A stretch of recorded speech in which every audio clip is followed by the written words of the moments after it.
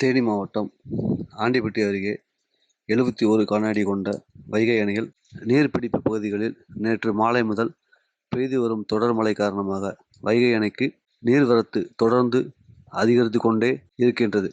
நேற்று வைகை அணைக்கு வரும் நீர்வரத்து 1811 கனஅடி என்று இருந்த நிலையில் இன்று தொடர் கனமழை காரணமாக சராசரியாக 17,197 கனஅடி நீர் வைகை அணைக்கு வந்து கொண்டே இருக்கின்றது. மேலும் முல்லை பெரியாறு அணையின் நீர்மட்டம் 136 அடிக்கு மேல் எட்டிய நிலையில் அங்கு திறந்து விடப்படும் நீரின் காரணமாகவும் வைகை அணையின் நீர்பிடிப்பு பகுதிகளான மூல வைகை ஆற்றில் ஏற்பட்ட வெள்ளப்பெருக்கின் காரணமாக வைகை அணைக்கு நீர்வரத்து அதிகரித்து வந்துள்ளது.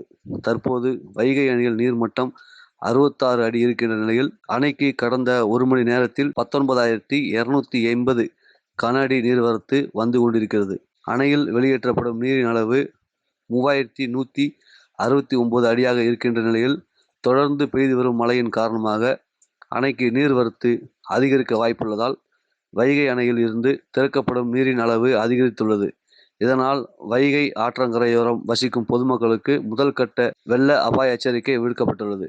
எனவே பொதுமக்கள் ஆற்றை கடக்கவும் ஆற்றின் அருகே செல்லவோ வேண்டாம் என நீர்வளத்துறை அதிகாரிகள் எச்சரித்துள்ளனர். பாதகம் செய்பவரை கண்டால் நாம் பயங்கொள்ளலாகாது பாப்பா, மோதி மிதித்து விடு பாப்பா, அவர் முகத்தில் உமிழ்ந்து விடு பாப்பா. அண்மை செய்திகளை உடனுக்குடன் தெரிந்து கொள்ள இணைந்திருங்கள் இயம்நாடு தொலைக்காட்சியுடன்.